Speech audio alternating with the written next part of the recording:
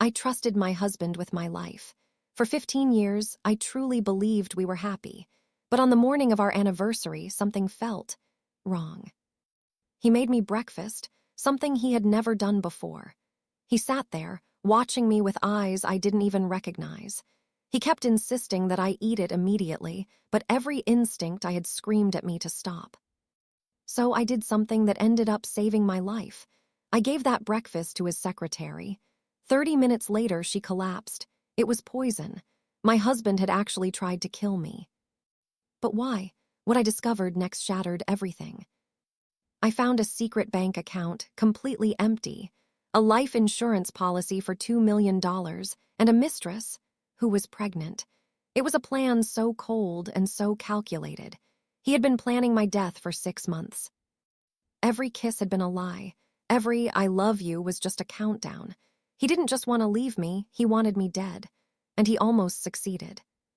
This is the story of how I survived, and how I made him pay for every single thing he took from me.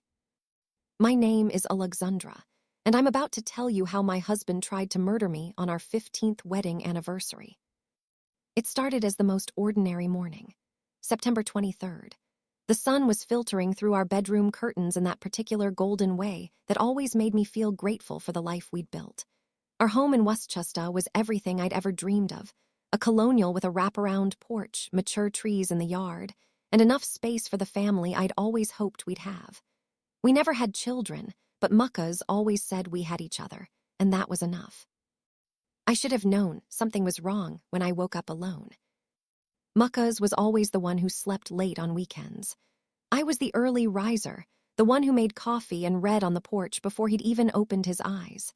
But that morning, his side of the bed was already cold. I could hear sounds from downstairs, pans clattering, the refrigerator opening and closing, his footsteps on the hardwood floors. I pulled on my robe and padded downstairs, confused but not yet alarmed. The confusion turned to shock when I walked into our kitchen. Muckas stood at the stove, wearing an apron I'd bought him years ago as a joke, one he'd never worn. He was cooking, actually cooking. There were eggs in a pan, toast popping up in the toaster, fresh orange juice on the counter, and a small vase with a single red rose. "Happy anniversary, darling," he said without turning around. His voice was smooth, warm, exactly the voice I'd fallen in love with 16 years ago when we met at that corporate law seminar in Boston. "Muckas, you're cooking." I couldn't hide my surprise. In 15 years of marriage, my husband had microwaved leftovers, ordered takeout, and made himself cereal. But actually cook, never. He turned then, and his smile was perfect. Too perfect, like something rehearsed. 15 years deserves something special. I wanted to surprise you. I walked closer, trying to match his energy, trying to feel the warmth I should have felt. But something in my chest had gone cold. "You didn't have to do this." "I wanted to." He plated the eggs, an omelet actually, with cheese and herbs and what looked like mushrooms. "Sit down. Let me take care of you for once." That phrase stuck in my head. For once. As if he hadn't been the primary breadwinner, as if I hadn't spent 15 years managing our home, his schedule, his life. As if I hadn't given up my own career in marketing to support his rise to senior partner at one of Manhattan's most prestigious law firms. But I pushed the thought away. It was our anniversary. He was trying. Maybe this was his way of saying he knew he'd been distant lately, working late so many nights, distracted even when he was home. I sat at the kitchen island and watched him finish. He moved with unusual confidence, like he'd practiced this. He added a final garnish, was that pusla, and slid the plate in front of me with a flourish. "Voila, bon appetit, my love." The omelet looked perfect. Golden, fluffy, filled with ingredients I loved. The aroma should have made my mouth water. Instead, my stomach turned.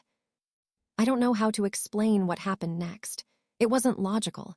It wasn't based on anything concrete, but every cell in my body screamed at me not to eat that food. Muckas stood across from me, his own plate conspicuously absent. "Aren't you going to try it?" "Aren't you eating?" I asked. "I already had coffee. I'm not hungry." He leaned against the counter, arms crossed, watching me with an intensity that made my skin prickle. "Go ahead. I want to see if you like it." I picked up my fork. It felt heavy as lead. I cut a small piece of the omelet. Steam rose from it.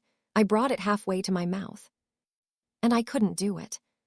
"What's wrong?" His voice had an edge now. "Nothing, I set the fork down. "I'm feeling a little nauseous, actually. I think I need some water first." His jaw tightened almost imperceptibly. "You haven't even tried it." "I know, I'm sorry, it looks amazing. I just need a minute." "Alexandra," his voice was sharp now. "I woke up early. I went to the store. I spent an hour making this for you. The least you could do is take one bite." The anger in his tone shocked me. This wasn't about a rejected breakfast. This was something else entirely. My hands started to shake. "Muckas, why are you acting like this?" He caught himself, smoothed his expression back into something resembling affection. "I'm sorry. I'm just disappointed. I wanted this to be perfect." He moved around the island toward me. "Please, just try it." Every instinct I had screamed run. Instead, I did something that would save my life. "Actually, you know what? I should bring something to Jennifer."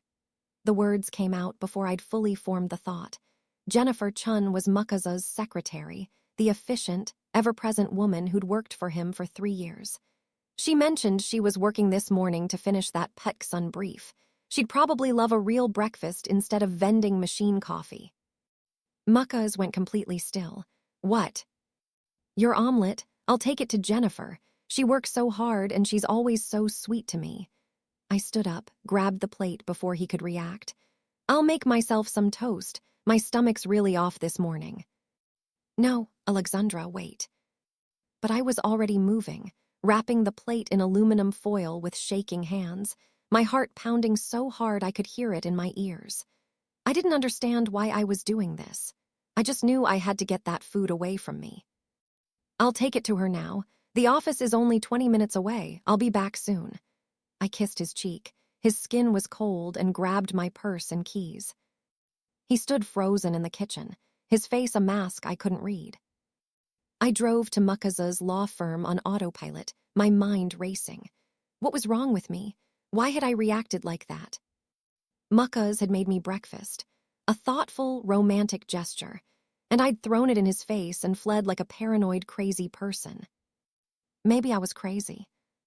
Maybe the distance I'd felt between us lately had made me paranoid.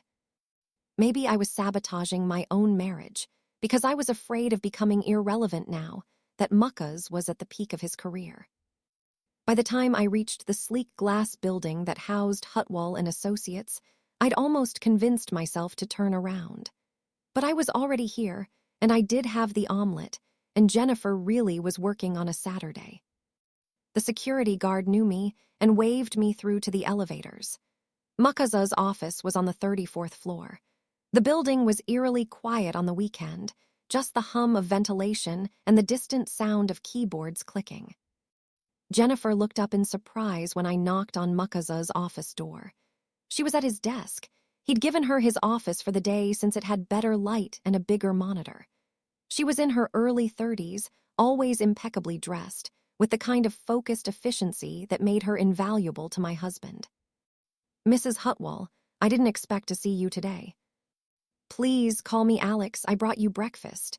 I handed her the foil-wrapped plate. "Mukaz made an omelet, but I'm not feeling well. I thought you could use some real food." Her face lit up. "Oh my God, that's so sweet. I've been running on coffee and panic since 6 a.m. She unwrapped the plate. "This looks amazing. Please thank Mukaz for me." "He'll be happy you enjoyed it." I watched her grab a fork from the desk drawer. "I'll let you get back to work." I left quickly, feeling foolish. See, nothing sinister, just a nice breakfast that I'd let my paranoia ruin. I was halfway home when my phone rang. Jennifer's name flashed on the screen. "Hey, Jennifer, did you?" "Mrs. Hutwal."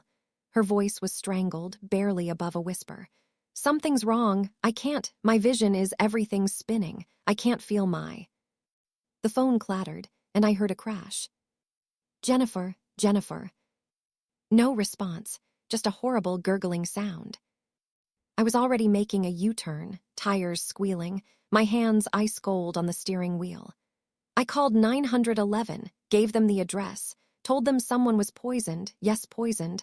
I don't know with what, please hurry. I called building security, screaming at them to get to the 34th floor.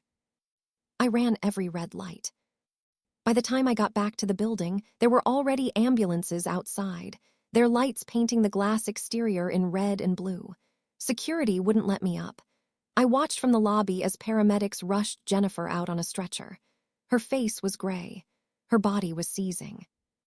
A young paramedic saw my face and stopped. "Ma'am, did you see what she ingested?" "An omelet. My husband made it. I gave it to her." The words felt surreal coming out of my mouth. "Is there any left?"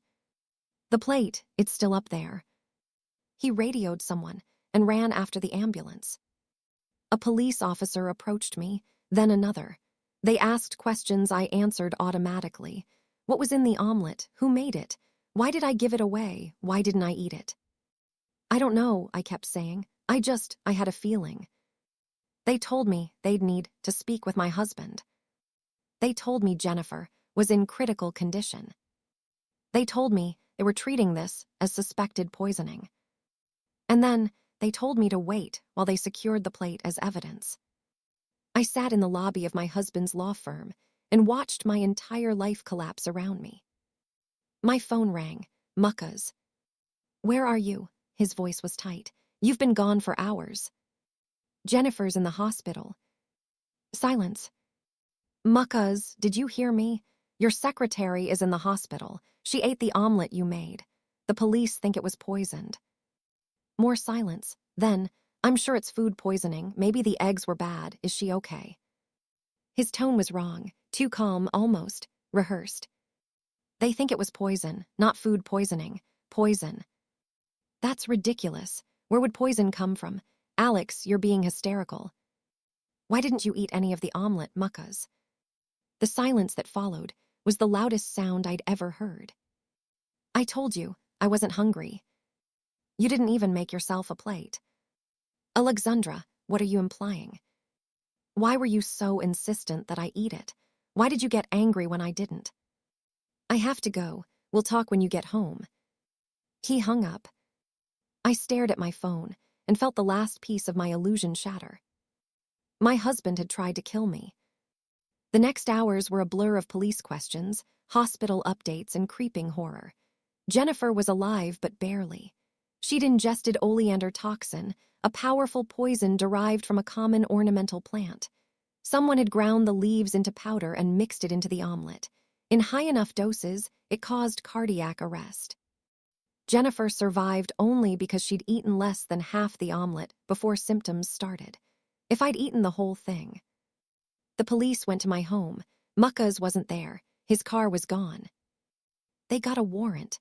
What they found in our garage made national news. A book on undetectable poisons, highlighted and annotated. Oleander plants, stripped of leaves. A mortar and pestle with residue that tested positive for oleander toxin.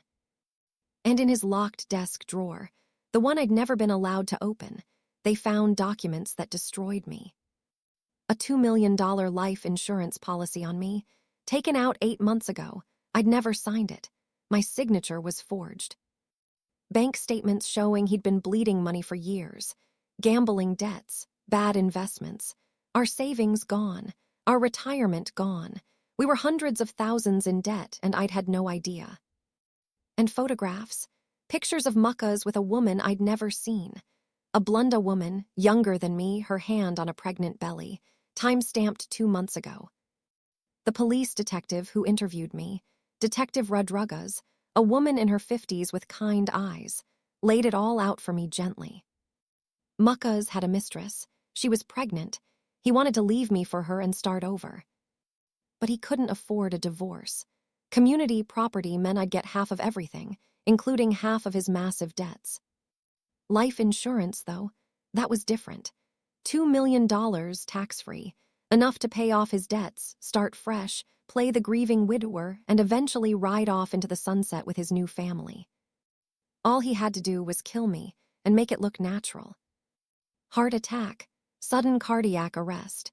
These things happen to women in their 40s, especially with stress. An autopsy might not even be ordered, and if it was, oleander poisoning could be hard to detect if they weren't looking for it. It was the perfect murder. Except I hadn't eaten the breakfast. I sat in the police station and felt absolutely nothing. Numbness had replaced the horror. My brain couldn't process it. 15 years. 15 years of marriage, of partnership, of love, or what I'd thought was love. It had all been a lie. Mrs. Hutwell, Detective Rodriguez sat across from me. I need to ask you something important. Why didn't you eat that omelet? I looked up at her. I don't know, I just felt like something was wrong. Did your husband do anything that made you suspicious? Did he act differently? I thought back to that morning. Everything was different. He never cooked. He never woke up early. He was watching me in a way that felt wrong, but I can't explain it. It was just a feeling. She nodded slowly. Instinct. Women's intuition gets dismissed a lot, but I've been doing this job for 26 years, and I can tell you that gut feelings save lives. Your gut saved yours. Will he go to prison? If we can find him, yes. Attempted murder, forgery, fraud, he's looking at decades. She paused. He ran, didn't take his phone, used an ATM for cash, probably ditched his car by now. He knows we're coming for him. And the woman, the pregnant woman. We're trying to locate her too. She might not have known about his plan. I laughed, bitter and harsh. Or she did. Maybe they planned it together. We'll find out. They did find out. 3 days later, they found Mucka's in a motel outside Philadelphia. He dyed his hair, shaved his beard, but the clerk recognized him from the news. He was arrested without incident. The pregnant woman, her name was Nuttally, came forward voluntarily when she saw the news. She was horrified. She'd had no idea Mucka's was married. He'd told her he was a divorced lawyer, that his ex-wife had taken everything, that he was starting over. She'd believed every word. She'd also had no idea about the murder plot. The police investigated her thoroughly and found her innocent. She was just another one of Mucka's victims. She had the baby, a girl. She named her Hope. She sent me a letter once, apologizing for unknowingly participating in the destruction of my marriage. I never wrote back. It wasn't her fault, but I couldn't bear to have any connection to that chapter of my life. Jennifer recovered, though she had lingering heart damage. She sued Mucka's and the law firm. I testified at her trial. She was awarded $3 million. She sent me flowers after the verdict with a card that said, "Thank you for saving my life. I'm sorry it cost you so much." It had cost me everything. My marriage was over. My home, I couldn't stay there. Every room was contaminated with memories that curdled into nightmares. I sold it and moved to a small apartment in the city. My trust in people was shattered. I couldn't date. I couldn't make new friends. I jumped every time someone offered me food or drink. I had panic attacks in restaurants. Therapy helped, but slowly. My therapist, Dr. Reeves, told me I had PTSD, that my brain had been rewired by trauma, that healing would take years. But I also had something Mucka's could never take from me. I had my life. I was alive. I could breathe, walk in the sun, taste coffee, hear music. Jennifer was alive. We'd survived his attempt to erase us. The trial was brutal.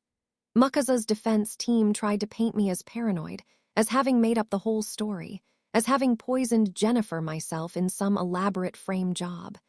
They tried to say I'd forged the documents, taken out the life insurance policy, created the evidence.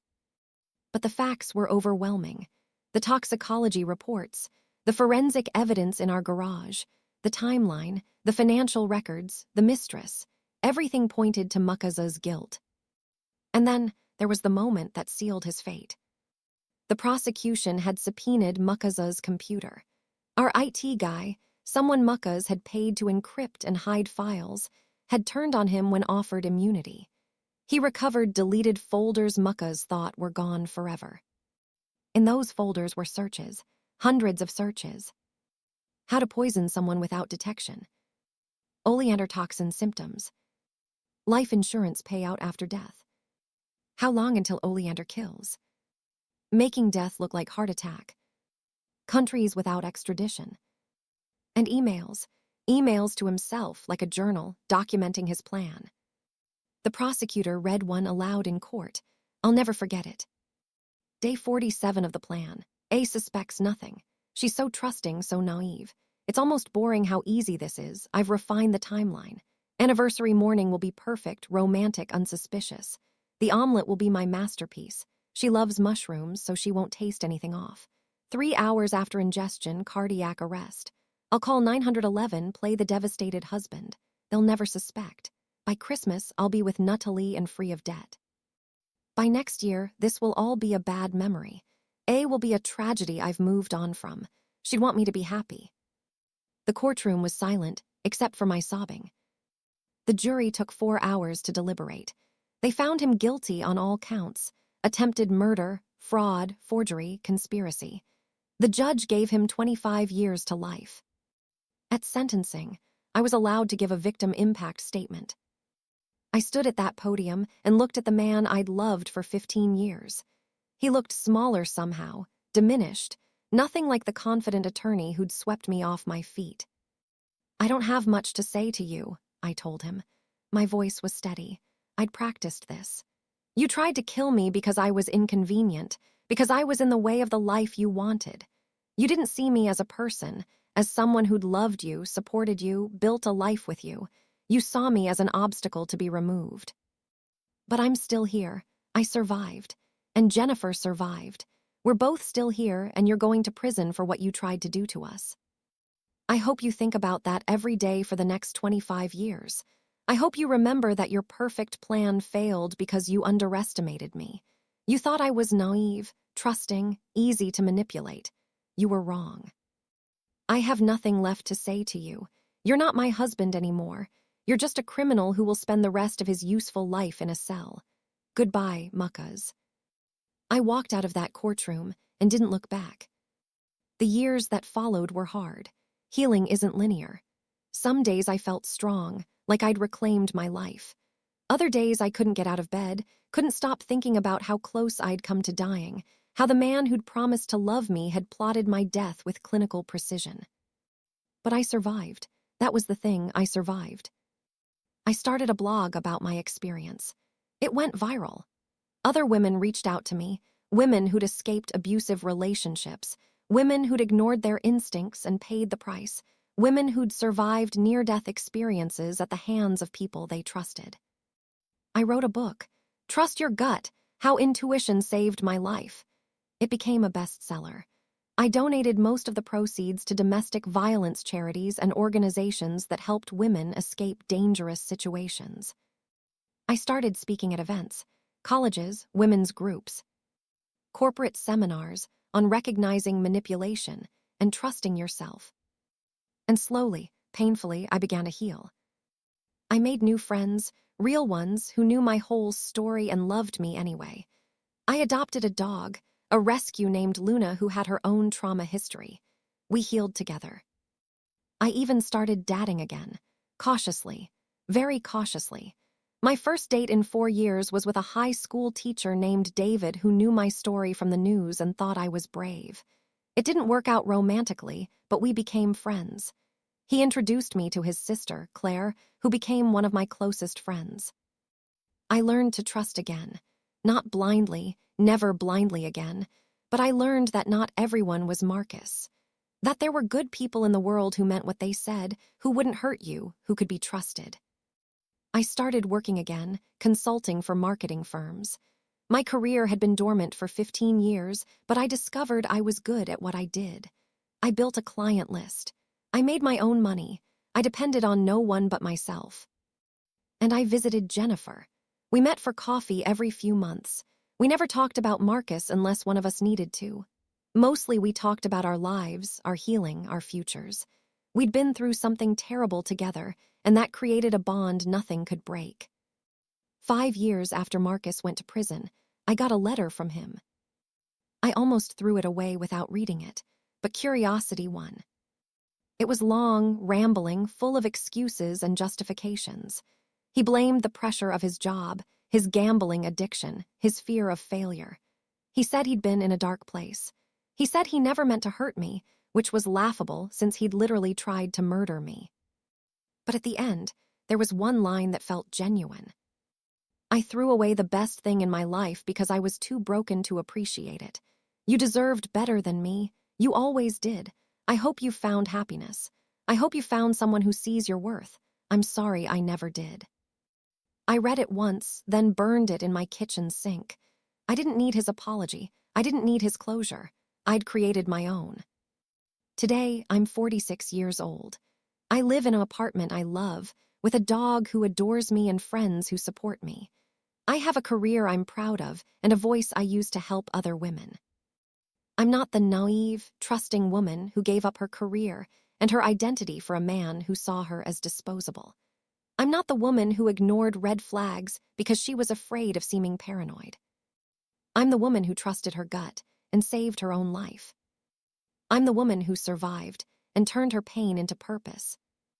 And I'm the woman who knows, with absolute certainty, that I will never again ignore that feeling in my chest when something is wrong. Because that feeling, that instinct, that inner voice saved me. And I learned the hardest way possible that you should always trust it. Last month, I got a call from Detective Rodriguez. She's retired now, but we keep in touch. She wanted to tell me that Marcus had been denied parole. He'd be serving at least another 10 years. How do you feel about that? She asked me. I thought about it. 5 years ago, I would have been filled with rage or satisfaction. But now, I just felt nothing. He was a chapter of my life that was closed. I feel free, I told her. And I meant it. My story isn't a typical love story. It's not a story about finding happiness with someone else, about getting revenge, about some satisfying justice porn ending where the villain suffers as much as he made others suffer. It's simpler than that. It's a story about a woman who listened to herself at the most critical moment of her life, who trusted her gut over social conditioning, over the desire to be polite, over the fear of seeming crazy. It's a story about survival. And it's a story I'm grateful to be able to tell, because it means I'm still here. The breakfast Marcus made for me that September morning was supposed to be my last meal. It was supposed to be the end of my story. Instead, it was the beginning. The beginning of me learning who I really was, what I was capable of, and what I deserved. I deserved to be loved, not murdered. I deserved to be valued, not eliminated. I deserved to live. And now I do, fully, authentically, fearlessly. So if you take anything from my story, take this. Trust yourself. Trust that feeling when something is wrong. Trust that inner voice that warns you, even when you can't articulate why. It might save your life. It saved mine.